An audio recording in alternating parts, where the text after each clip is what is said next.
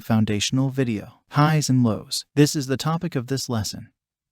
And this is an extension of the price waves because highs and lows are our endpoints and they are the endpoints of our price waves. Here an example. Then we will see that we have our trend waves. Obviously, we can see them very well defined in our trend. Highs and lows in this case. Those are the low and high and the low, the high, the low, the high, and so. Our highs and lows are just another way of describing and making sense of certain price patterns and price structures. You've probably already heard that a trend can only be sustained if the market makes higher highs and higher lows. This is very simplistic, but it is at the core of the Dowell theory, which has been tested, time-tested, and it has been working for decades, many decades. So yes, it might sound a bit simplistic and just looking at how highs and lows forms isn't entirely enough. But it is very, very powerful if we know how to really connect it with other chart principles and other chart formations. So here we can see, for example, that the market is making a higher high, higher high, higher high, higher high, higher high, and here not anymore, and suddenly something is changing, and as I will call it, the market structure. The market structure refers to how the highs and the lows are forming on our charts. Do we see higher highs and higher lows? Are we in an uptrend? We see lower lows and lower highs. We are in a downtrend. Do we see a change in how the market is making higher highs and higher lows? As I said in the previous example, if a chart and if the price is not able to make higher highs as easily, like here, for example here, of course, very easy for the price to shoot higher here. Of course, not as easy as here. The market treaded a smaller distance and probably even a little bit more time. So, this already tells us something here as well. We are barely able to move higher from here to here. But we still move higher here as well, and you can see the price waves are becoming shorter and shorter. Here to stand a final exhaustion move, and here is then when the market really transitions towards lower lows.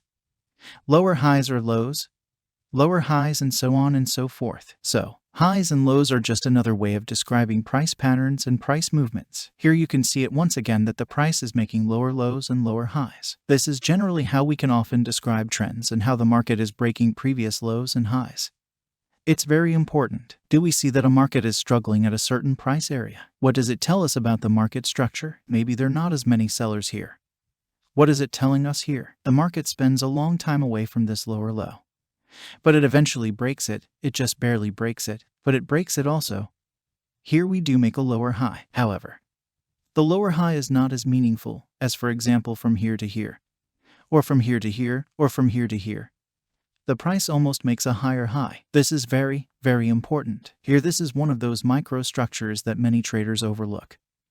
They think, okay, higher highs and lows. That's too basic, too simplistic. That's not for me. Very, very wrong, because there is so much that you can gain from really being able to analyze how highs and lows form. That, as you will see later when we get into the patterns, this is becoming one of the most important building blocks. Here another example on the left-hand side. The price makes higher highs, higher lows, higher highs and higher lows, higher highs and higher lows until here the market suddenly changes. And also, it not only changes to making lower lows and lower highs, but look at the market structure. Look at the price here in this area. Whenever the price went to the downside, whenever we had a bearish market face, a bearish trend wave, it was not very strong. Here, for example, very short, very short. And suddenly here, the market shows already signs that suddenly there are a lot of sellers in the market because the market is moving down very strongly. It is breaking the previous lows, which it hasn't done in the past as well. So again, this is one of our transition patterns, where the market goes from moving higher because the buyers were controlling the market to now here showing us a shift in the balance to lower highs and lower lows. And also very, very strong selling signs. And you can see if we are able, and we will be able to anticipate those breakouts. He has a very important head-on in it. You will learn this later on. Then you will be able to write such a trend and will be able to write it for a long period of time, because you will not get scared out of your trades as easily because you understand how to read the market structure. And then the market goes on making lower lows and lower highs until here something is changing the first time. Here the market is making a higher high. It has been making a higher high even here. And then suddenly we have another transition. So we are able to learn how to read this transition, capture the downtrend. We are able to learn how to read this transition so that we can exit our short rate, make a profit. And we're able to enter into a long trade and then make money when the price is going up. There is such an important pattern. And also here, there are other transitions. There are trend following patterns. Here, for example, we have a pattern in the overall downtrend here, and there are different transitions that you will learn to read later on. Then you can not only enter here at the top and not only at the bottom, but you can add to your position. Or if you missed the first trade, you can add here, you can get back in here, you can take a new trade. And those are all the little subtle clues that many traders will miss when they brush off the analysis of highs and lows, because they believe it's too simplistic. But again, I want to remind you, 90% of the traders lose money. 90% of the traders follow the same generic advice. So, we really need to think differently. And even though this might sound simplistic, you will see shortly that this goes very deep. Here another way.